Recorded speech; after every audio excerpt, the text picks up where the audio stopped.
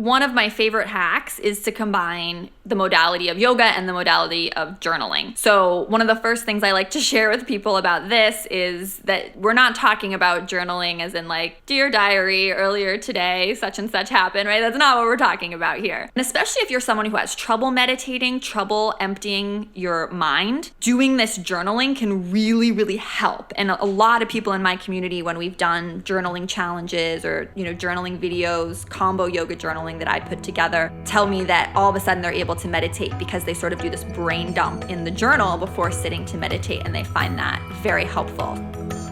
Namaste. You're listening to the Sivana podcast. Join us on an exploration of Eastern spirituality, yoga philosophy, and conscious living for the new age. This podcast is a production of SivanaSpirit.com, where you can find a large selection of Om and yoga clothing, spiritual jewelry, and unique fair trade gifts from the Far East. Now here's your host, Ashton Szabo. Greetings, everyone. Welcome to the Sivana podcast. Now, for those that connect with me on social media, chances are you know that I'm leaving the Sivana podcast and have started my own podcast, The Anatomy of Living. Sivana podcast will continue under the guidance of our guest today, who I'm really excited to get to know more. Her name is Brett Larkin. She's a yoga teacher whose beginner morning yoga routine on YouTube has introduced thousands of students around the world to yoga with over 1 million views. She has a following of over 100,000 people on YouTube, and this year won YouTube's award for top emerging channels. She's also the founder of her own private online yoga community called Uplifted Yoga, which empowers students to personalize their practice and ignite their best life on and off the mat. And we're going to get to know Britt more today, as well as we dive into the topic of yoga hacking, which is one of her favorites. Yoga Hackers is also the name of her Facebook group, where she and thousands of students discuss how to integrate yogic principles into their daily life and how to combine yoga with other modalities such as journaling, positive thinking, and myofascial release to achieve personal and professional success. Excited for our chat today. Brett, welcome. Thanks so much for having me. I'm excited for our chat. I'm a huge fan of all your work on the show, so super excited to be here today. Thank you. And I'm excited to see where everything goes and evolves, getting ready for our chat and all that, looking at all your content on YouTube and your podcast and all the great stuff that you have. I'm happy knowing that the listeners will be in such great hands. And I'm happy today to dive in with you and get to know not only where you plan to go with the podcast a little bit more, but get to know you. You also have lots of wonderful insights into the practices of yoga. So let's find out more and get to know you. Perfect. Sounds good. Where do you want to start? Well, I'd love to know first how you got interested in yoga in the first place. Oh, well, that's such a juicy question.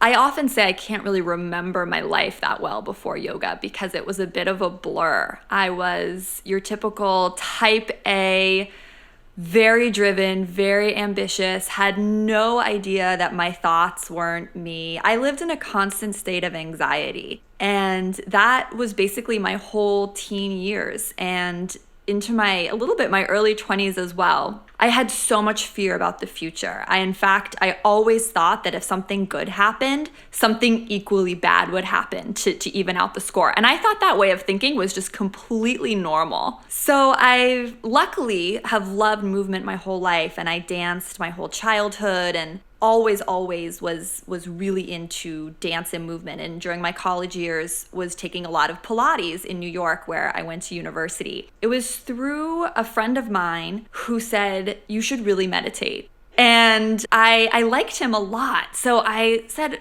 oh, okay, I'll try. And so he and I started meditating together, but I didn't have any big breakthroughs there. It was very hard for me. Then he said, hey, you're really into dance and movement. You're a very physical, athletic person. Now we're meditating. How about you try yoga? And I just completely rolled my eyes. I was like, yoga, that's for hippies. I'm a dancer. I just absolutely not. But he kept pushing me to try it. And I think like a lot of people who are very, very driven and need their workout and are sort of at that place where I was, Bikram yoga was the most accessible way for me to get started. So I started going to Bikram yoga, and listeners, if you don't know Bikram yoga, it's a yoga in a heated room, so extremely intense. You do the same sequence every single time. You're looking at yourself in a mirror the whole time so you can track your improvement each week. And I got totally hooked. I just became a Bikram yoga junkie, as I think many people do when they first discover it.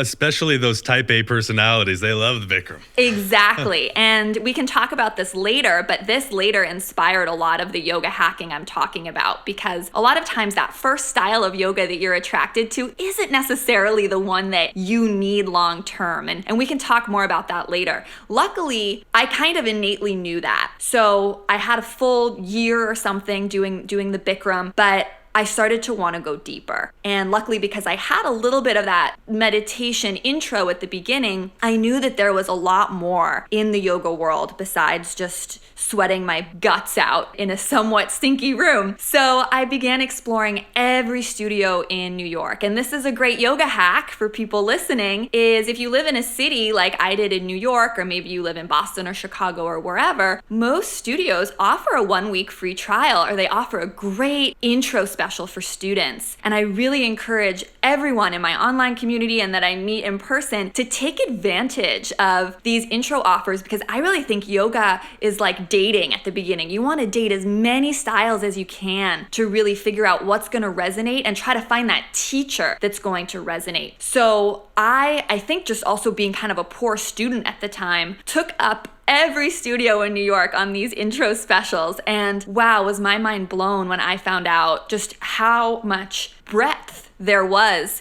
to yoga. And of course, I very quickly fell in love with the practice and knew I wanted to go a lot deeper, and met my teacher, Alan Finger, who I eventually trained with at Ishta Yoga in New York, which is Integrated Science of Hatha, Tantra, and Ayurveda. He's also the founder of YogaWorks before he broke off from YogaWorks and started his own studio. So that's how it happened. Before you actually started teaching, you worked in the video game industry, is that correct? Yes, and you mentioned to me that you did as well, so this is very interesting. You said, though, that you were working in some health and fitness type games. I wasn't as much. I worked for Activision. I was working on Mortal Kombat, which I wouldn't consider that a fitness game, even though there were some sports, and working a little bit on Blitz. I worked on a mech game for Activision, so it wasn't the stuff that you did. But you said you did that old dance game. Is that the one where you actually like move on the things that has now evolved even more? Exactly. Yeah, I worked for Ubisoft back when Wii Fit and Just Dance and all those fitness and movement games were sort of coming to the forefront. And I loved it so much because it was a great way to integrate my love of technology and movement. So, figuring out if your hand is up by your shoulder, how do we score that? And how do we create cool dance moves that the Kinect camera can also read? And it was so much fun. And now I get to combine technology and my love of movement through making videos and YouTube and all that. But that was such a special time. And I know Activision well. I'm sure you knew Ubisoft as well, too. Yeah. Well, and speaking of the technology and all this sort of stuff and teaching, I love the story about why you started your YouTube channel and teaching that way instead of in front of people. I was wondering if you'd share that story with us. Oh, sure. I'm impressed that you have heard this story. So, and this is such a great lesson where, everyone is so unique and really needs to just begin and meet themselves where they are. I don't think there's one path for any student or any teacher. And for me personally, teaching a group class with real people was so intimidating as a new teacher. Not to mention I had a full-time job, I was very busy, and I just couldn't gather the courage to get out there and talk to studios and take that step. But for whatever reason, filming a video felt way safer to me. I think maybe because I was really used to working with cameras and technology from my job. I actually stole the camera I used to film my first YouTube video from the office where I worked. Are you still legally liable for admitting that on the air? Although you admitted on your channel too. I do. I gave it back. Eventually, someone in my office asked where it was, and then I was like, oh, I'll sneak it back in the office. I think they'd be okay with it now. But for me, that was the first step. And this is what I always tell students, and I talk a lot about in my uplifted community as well. It's like, when it comes to fear, you just have to take the step you can take. You know, a lot of times I think people feel like they need to take this big leap or they need to make this huge life change. And it's like, no, just take the one step forward that you can. And for me at that time, making a little video seemed like a way that I could teach, express, practice my teaching. And coming from the dance world, I really loved sequencing a lot because it was like choreography. And when I used to audition for dance camp or,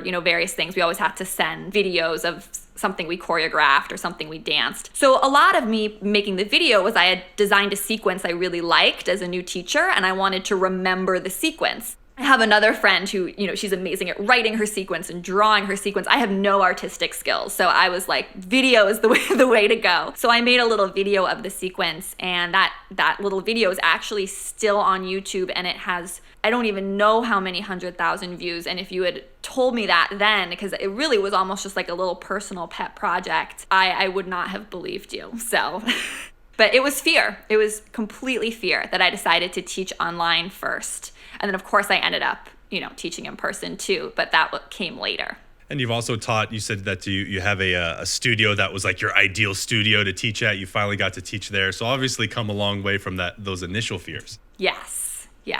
So I'm curious as well, and you mentioned it a little bit there, in that yoga is about honoring the tradition and the past, and that's a really important side of the practice, is that we do what was already established before. But then there's also this idea that like yoga has always adapted itself to the particular time and culture of the people. So it's gonna change. It's gonna look different in one culture in one time period than it does in another. And that doesn't mean that it's not yoga. That in and of itself is the heart of yoga. Now, with your yoga hacks, I can already see of how much you're into developing things. How important is it to you that we adapt this wonderful practice that has existed in many forms for thousands of years, but how important is it that we adapt it to our lives here in the now? It's such a great question. Probably one of the best questions I've been asked, because I think for me especially, it's a place where I still have insecurity. As you say, we're dealing with a practice that's been around for thousands and thousands of years. And for certain yogis, and I so respect them, the honoring those traditions comes first. But for me personally, it doesn't. And I always say in my yoga teacher training too, because people ask questions and I'm like, well, this is the traditional answer, but I'm an anarchist, so this is my answer. I really believe that everyone needs to personalize their practice highly. That's kind of what yoga hacking is all about. And that your practice needs to be completely adapted to fit you and the time period in which we're living, which, as you say, it's very different from thousands of years ago. So personally, I believe that this practice is meant to be adapted, and it's meant to fit into our daily life, not just, and this is another area where I think some super traditional yogis might disagree with me. I think this quest of spiritual enlightenment or, reaching samadhi, as they talk about in the Yoga Sutras, is wonderful. However, I've always been interested more in yoga because it brings me personal and professional success, because I'm grounded, because I'm balanced. And that's something at first with my channel and my work, I was very frightened to speak out about. But now I feel like it's necessary to speak out about, that you can be pursuing yoga because you want wealth in your life. You want intense romance. You want all the things you want to come true. And yoga is your most powerful aid and tool in manifesting your desires. And there's nothing wrong with that. Does it also give us a connection to source and something greater than ourselves? Absolutely. But I don't think, just meditating alone on a rock to reach nirvana, unless you're a very special person in a special time, is what most of us are going after right now, right? Most of us want harmony in our families, abundance and fulfillment in our work. And that's the yoga that I'm really interested in, is the yoga that helps me achieve that. And that, I think, is different for every person. And that's something that I don't think also gets talked about enough, how much this practice needs to be personalized. And when we actually do look back at the tradition so many years years ago, it was always taught one teacher to a group of students, but very much one-on-one. Like the practice was very individualized. If you think of like Mysore Ashtanga, right? The teacher was going around to each student and letting them know when they were ready to advance in the sequence. The sort of group exercise model we have with yoga right now, I think sometimes does a disservice to realizing or helping that student-teacher relationship really click, and then treating each person as an individual who needs to learn at a different pace, needs to be prescribed different postures and even maybe different styles of yoga, as we talked a little bit about before. When we see those two, to overgeneralize, but those two main threads between classical yoga and tantra, where one is that vertical path looking to get you up and out, so do the crazy practices, get past the body, it's all an illusion anyways, versus the tantric paths, which are more life affirming. You can be in the world while doing your practice. It's about learning how to integrate those experiences into the experience of living. And you mentioned a word back there, wealth, and I'm curious what your definition of wealth is. When you say like, well, I use yoga to get more wealth and prosperity and all that, how do you define wealth? That's a great question, and I was talking to a guest in one of my trainings about this as well. I think for a lot of us, wealth has the connotation of money, right? Being able to afford to live in the way that we want to. But I think wealth for me has come more and more over the years to really be about community, being surrounded by like-minded people, being rich in common values with people who are supporting you and you're supporting them. And that's where I think a lot of people think a lot of what's going on with online yoga is a little bit shallow or silly. But when I look at some of my communities, it is so powerful, especially because so many people don't have a local studio that they can go to with like-minded people who can uplift them, right? And act as that support and that mirror. And I think wealth also comes to your partner and your family and your home relationship. And I definitely don't think the limitation just has to be money. However, I like to mention money because I think that's something that a lot of yogis shy away from as a topic, or think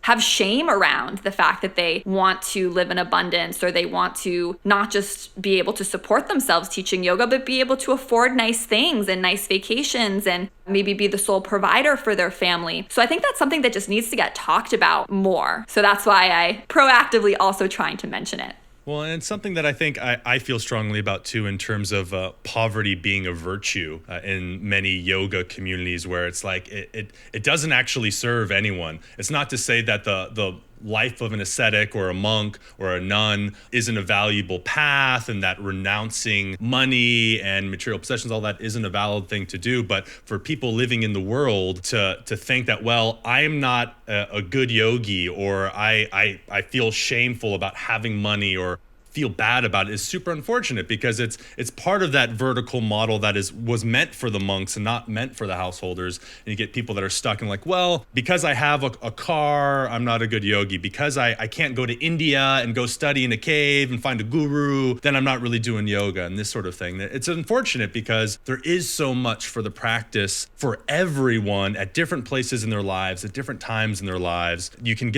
People can get a little militant in terms of like what yoga is supposed to be, and it's supposed to be this or that. And that to me is unfortunate. I think there's a way to honor the past, honor traditions, but also skillfully adapt the practice in ways that are much more meaningful for us today. I think that's a big part of myth as well. I mean, we've told lots of stories on the Sivana podcast, and learning the importance of myth not as something way out there, but it's something that we can understand in our lives, which means maybe we don't understand that myth the same way that another culture does, or maybe we have to make our own myths to understand it. But there's no sense in my mind of taking old traditions for people in a completely different place, a completely different time, a different set of values, and then trying to plug it directly into our values, our culture, our time. There's a natural commingling there that I think is important, which is why I love the fact that you feel so strongly about being able to work with the practice, adapting it, and recognizing I don't need to give up my life in the world to be a great yogi. I can have a job, I can appreciate abundance and go on vacations with my family and not feel like, oh, I'm struggling just to pay my bills, and still be a good yogi. So I'm curious, this is a little more personal perhaps, but you said you started with Bikram. I'm curious to get your opinion of the whole scandal that went down with Bikram and all of that, and how you feel about Bikram now, whether it's the practice or the person. Do you still practice Bikram yoga at all? What are your feelings on that?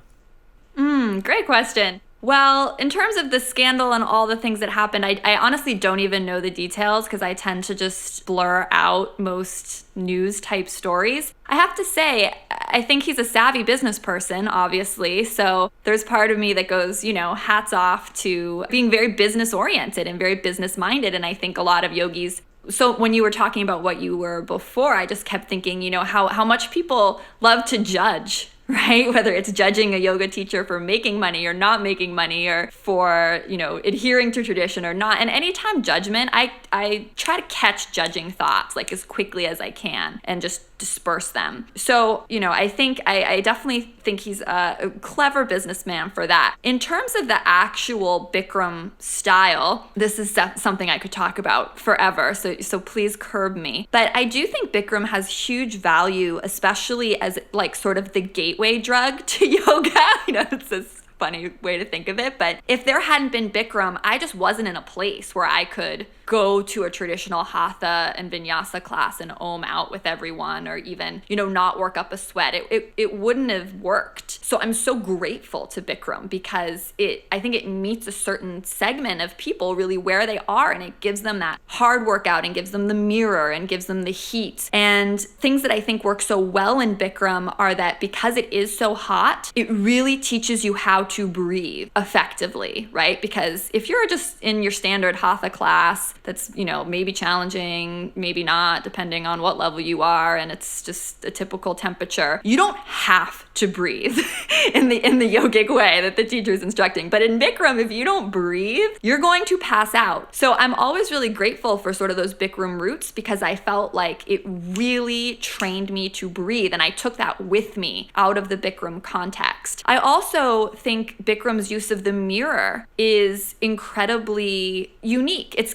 interesting how so many yoga studios don't have mirrors, and most of the studios I teach at today don't have mirrors, and I don't use the mirror as a tool. However, when teaching people online or teaching my members community, I super encourage people to take photos of themselves, look in the mirror, because if they don't have a teacher with them day to day, we can learn so much by looking at our own alignment in the mirror. And it's sort of shocking to me that people don't do that. It's like the cheapest yoga private you've ever had if you just look in the mirror and see like what your plank pose looks like. So those are the things I really love about Bikram. The concerns I have are that Bikram is the same series of postures every single class. And after yoga, my next big love became myofascial release and working with interconnective tissue. I even became a myofascial release therapist. And I know you interviewed Tom Myers on the show, who's also a friend of mine, and he's in my teacher training. Absolutely love him. And if you're listening and you don't know what the fascia is, it's your interconnective tissue. But all the research about fascia shows that fascia loves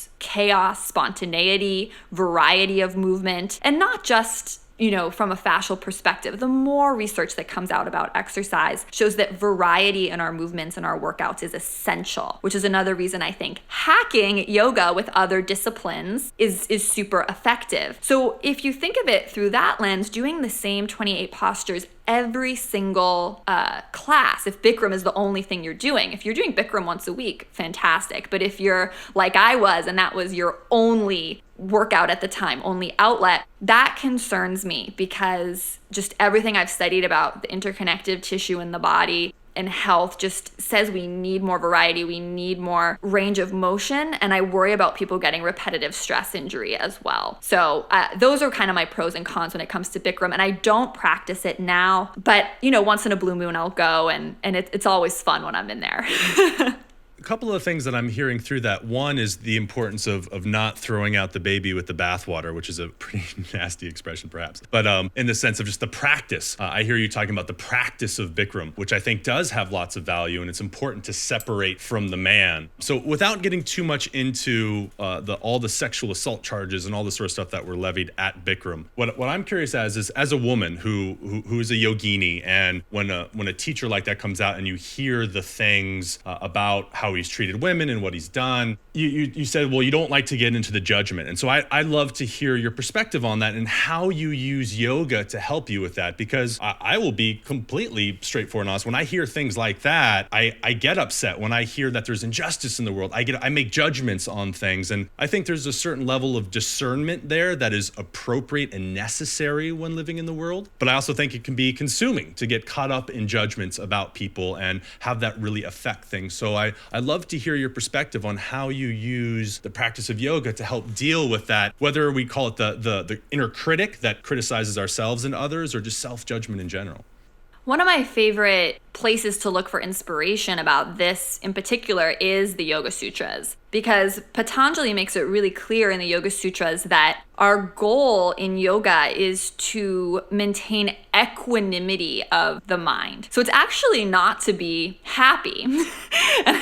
We go over this in yoga teacher training, but it's like the goal of yoga actually isn't to be happy all the time. That's not realistic. And it's not to be sad or upset either. It's to be a master at being able to have equanimity in your mind. And I'm not going to be able to quote and remember the exact sutra off the top of my head, but one of my favorites, and I'm sure you know it too, is when he says, if you're surrounded, actually this is the principle of pratipashka bhavana, which is this cultivating the opposite, but he's like, if you're surrounded by negativity or negative thoughts, cultivate the opposite. If you can't, meaning, think positively instead. If you can't do that, he says in the next sutra, leave, right? Like, so if you can't, maybe you're trying to quit smoking, and if you can't resist having a cigarette because you're at a party and everyone's smoking, leave the party, right? That's sort of what you have to do. So when it comes to a lot of these things, I think people could have definitely maybe accused me a little bit of burying my head in the sand, but I really am a believer in what Patanjali outlines there, where I always want to keep my mind like stable in that middle way. So if I'm reading something that's upsetting, or find myself getting triggered or riled up, I try to cultivate the opposite and think positive thoughts about the person, or I walk away and I just choose not to learn more about it. And people could definitely say that that's not the right approach, but overall, and especially the past few years in my life, that's the approach that I've taken. And I feel like it's not just Bikram, right? It was John Friend with Anusara. And I think this is where it becomes, instead of being about the practice, because I think Anusara is brilliant in so many ways, just like Bikram has so much value to offer, we get caught up in the person, right? And no person is perfect. Every person is flawed. And that's why I just like to stay focused on, well, what did they create? Sometimes a lot of people who create amazing things are kind of crazy people, right? But that's, part of their genius maybe was, it's like the same, two sides of the same coin. Does that answer your question a little bit? Yeah, sure. And I'm also curious, you use journaling a lot as a means of processing thoughts and emotions. I was wondering if you could talk to us about that a little bit, and how perhaps people listening can incorporate journaling a little bit more into their own, whether we call it actual yoga practice, or it's just that practice of integration of their thoughts, their experiences and everything else. What are some ways that people can work with that, and how do you work with that personally?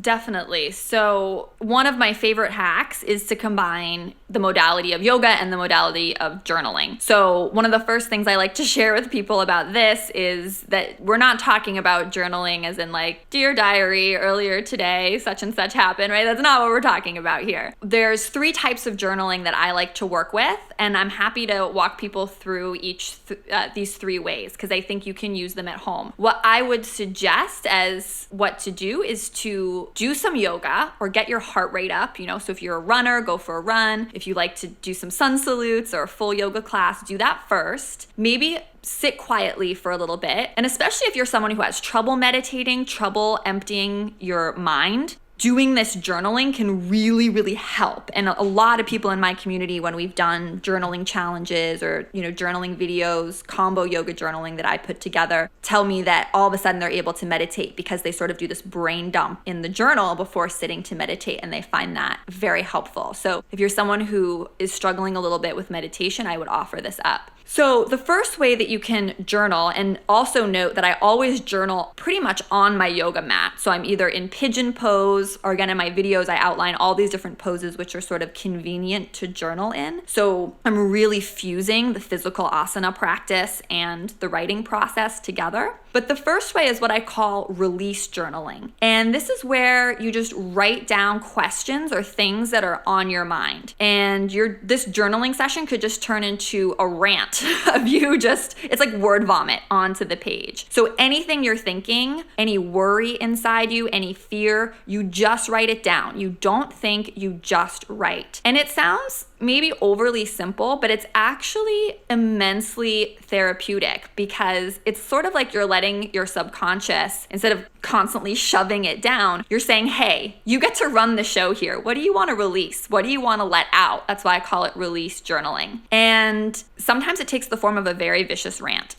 And sometimes it's just blah. And then you're like, when you look back at what you wrote, you're like, oh, I didn't even know I was worried about that. Or, oh, the reason I feel a little off is actually because of this issue. Like you look back at the page and you see, it's just such a great insight to what might be secretly driving or motivating you throughout your day. And it's also so affirming and yogic, I think, because it teaches us ultimately what yoga really taught me, which is that you are not your thoughts. Right? Once you see those thoughts on the page, it's sort of like you get this separation where you're like, these thoughts are not me, which I think is so great. Let me know if you want to chat about that one. Otherwise, I'll go into the next style of journaling.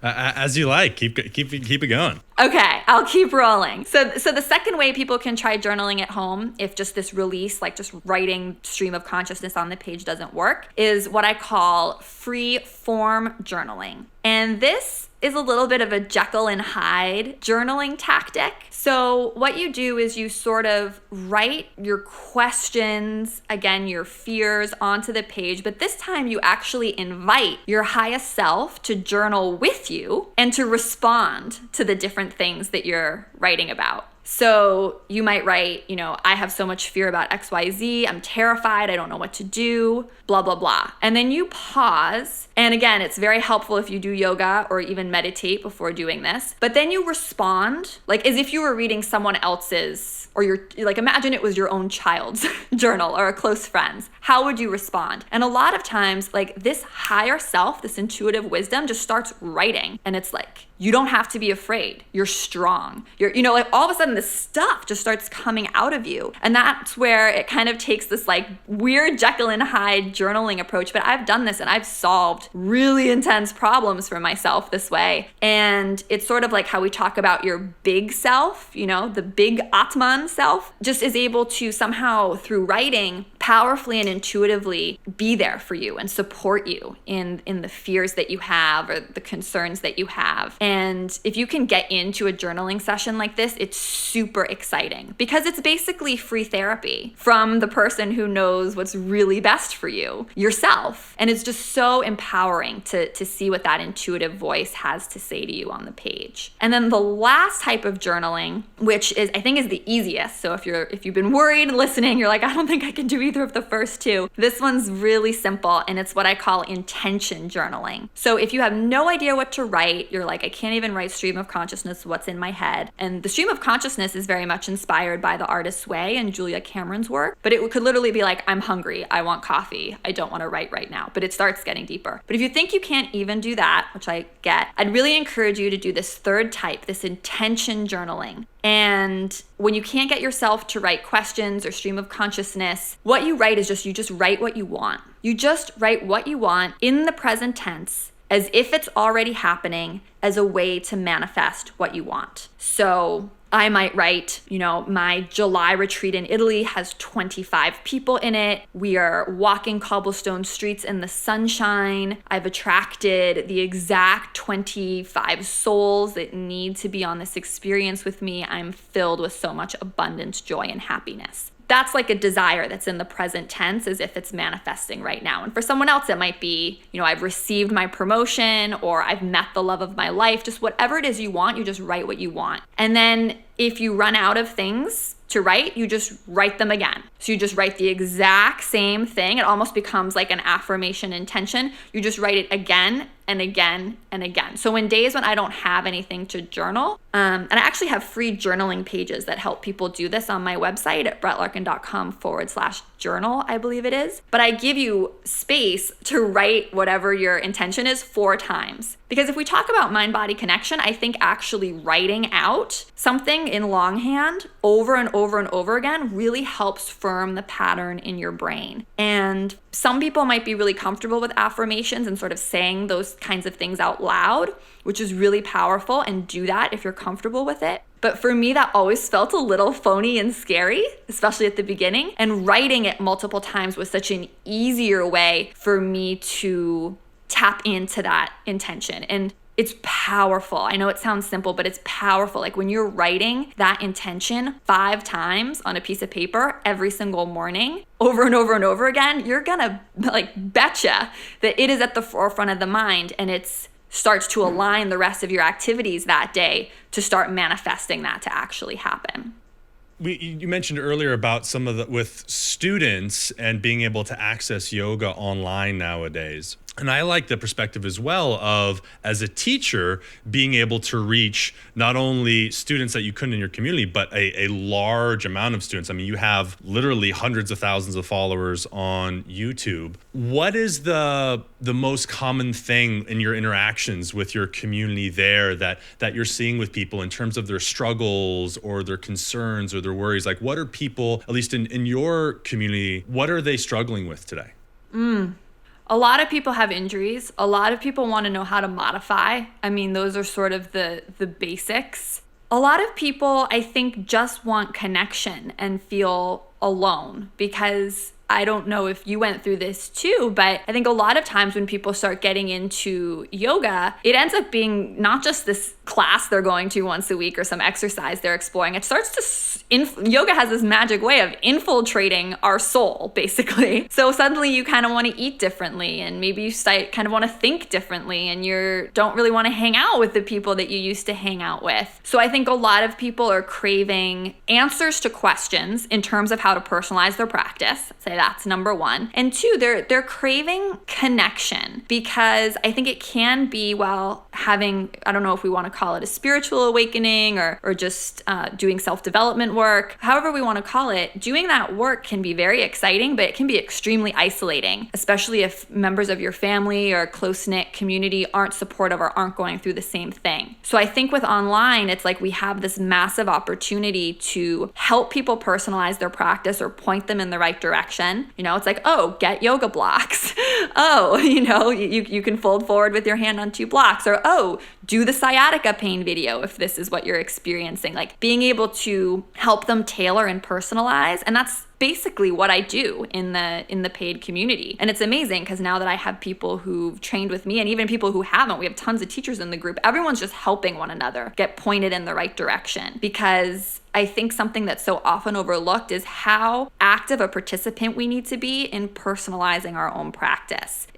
I think it's a shame when someone's just like, oh, well, I'm a hardcore Ashtangi, that's all I do, the end, and that's it. Sure, maybe that works for a couple years, but we all go through, like, change is the only constant, right? So knowing that, and I think we all agree on that as yogis, how can we be pulling in more styles of yoga, more ways to just, again, personalize for our own injuries, for our own limitations, for how we want to improve, to really use yoga as a means to improve our lives. So yeah, I think modifications, questions about injuries, and then just trying to get connected to like-minded people is the biggest thing I see out there online. If we can change a little bit of direction here. So you have your yoga hacks podcast now. You're taking over the Sivana podcast. What can people expect from you with the podcast? What can they not expect? What are your feelings on going forward from here with the Sivana podcast? Well, you have done such an amazing job. So I definitely want to keep the podcast in the vein that you've set up, with a focus on education, with bringing in incredible guest speakers. And I've already recorded a couple episodes that I'm super excited to share. I think, and we were talking about this before we started recording, a lot of what I put on YouTube and even my own personal podcast is very much for people who are maybe new to yoga, right? Because most people on YouTube are new, or they're curious. What I'm really excited about doing with Sivana and what you've done such a great job with is really going deeper, right? And figuring out how, just asking really intelligent, great questions to incredible guests and getting more knowledge that way, so that listening to the podcast feels like you just went to a really cool workshop or got a ton of actionable insight and value. So my hope with the podcast and my plan is to continue in that same vein and make sure that there's actionable takeaways for people in every episode and really bring on incredible guests. So some of the ones I've recorded so far is with a fellow teacher who I love, who actually also teaches on YouTube. We talk all about shadow yoga and the shadow self and go very much into a little bit Carl Jung and yoga. I've also talked to some people who completely nerd out on just yoga breathing with me. So those are the kind of things that you can expect. And honestly, you've done such an incredible job, and I'm so honored to hopefully carry on the torch and keep the quality and the guests and the content extremely high. Well, thank you. And I appreciate that both for what you said there, but also I'm excited that to see you go forward and continue on with the podcast. Even the short amount of time that I have been able, when we were discussing this and getting ready for our chat today, of looking at all your content and stuff, I'm excited to see how you develop it, how you make it your own. And before then, what's the best way for people to connect with you when they want to find out more about you, your website, your YouTube channel? Tell us, for the people that are listening to this now, how they can connect to you and get all that good stuff even before the full shift starts to happen. Wonderful. So my website is BrettLarkin.com. So it's BrettLarkin. And right on that front page, you can get my ritual series, which is this series that combines yoga and journaling and meditation. So if you're interested in that, grab that. And YouTube, Brett Larkin Yoga. I'd love it if you subscribed. It's pretty easy to find. Just type my name into YouTube. And those journaling pages I mentioned are at BrettLarkin.com/journal. The Yoga Hacks Facebook group is yogahackscommunity.com, yoga HACKS community. And it's completely free and just really fun. There's always a great thread and discussion topic happening on there. So definitely looking forward to connecting with everyone through some YouTube videos and then on the podcast as well. And your dog is very excited about it in the background too. He is. I don't know if we should re-record. He's, I think, very traumatized because my husband just left to go to work.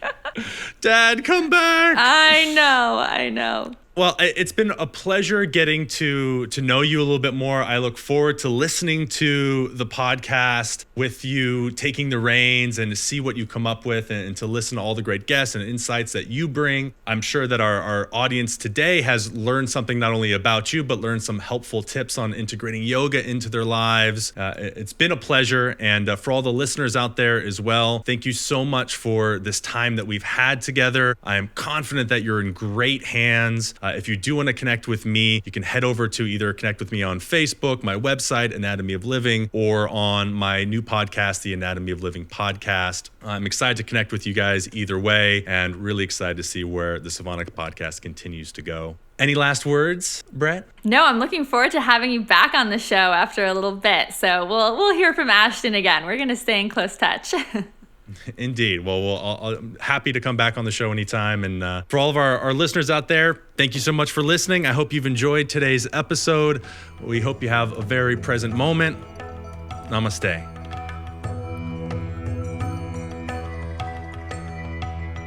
Hey everybody, it's Ashton here with an announcement. We're starting a weekly contest giveaway over at Sivana Spirit. If you'd like to enter into the contest to win one of our weekly prizes, go to sivanaspirit.com/contest. If you enjoyed listening to the podcast today, we'd really appreciate it if you went over to iTunes, left us a review, leave us some comments, and share this podcast with anyone who you think might enjoy it.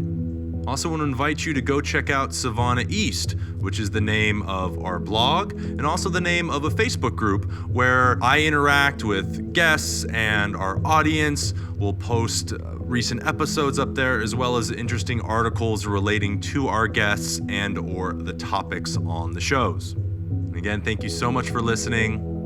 Namaste. You've been listening to the Sivana podcast. To find out more about Sivana, go to SivanaSpirit.com or follow Sivana on Facebook at Facebook.com/Sivana Spirit. For daily inspiration, check out our blog at SivanaEast.com. Be sure to join us next week for a new episode, and thank you for listening to the Sivana podcast.